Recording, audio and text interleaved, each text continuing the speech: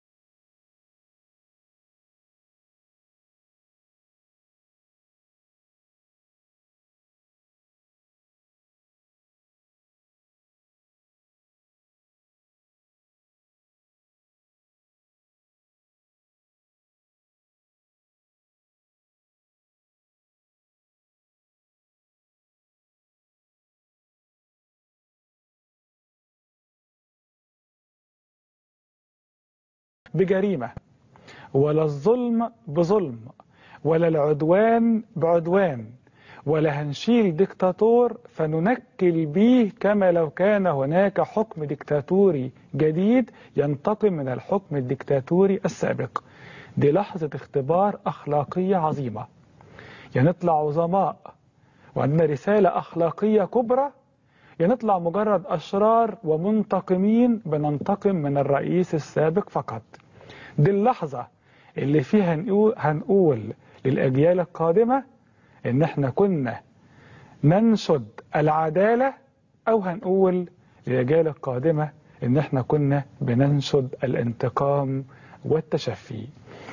علشان كده لما نلجأ للقانون كما لجأنا، والقضاء الطبيعي كما لجأنا، والمحاكمات العادلة كما لجأنا، وسيدان الرئيس السابق حسني مبارك على جرائمه المالية وغير المالية، في هذه الحالة أهم رسالة بنديها لنفسنا ولمستقبلنا وللعالم أننا لا ننتقم، أننا لا نحل الظلم بظلم، ولا نحل الذين أجرموا بالذين يجرمون ضد الذين أجرموا، وإنما نحل العدالة محل الظلم.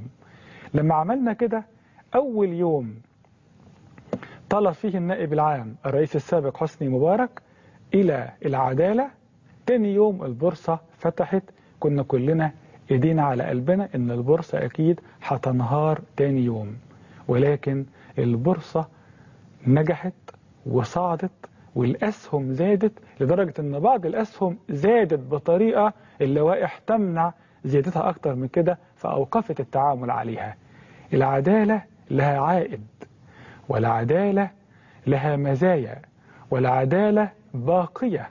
علشان كده زي ما إحنا رفضنا الظلم في عصر مبارك، ينبغي أن نرفض أن نقاوم الظلم بالظلم، أو الفساد بالإفساد، أو القتل الذي حدث بقتل مضاد، أو الجرائم التي ارتكبت بانتقام لا نهاية له.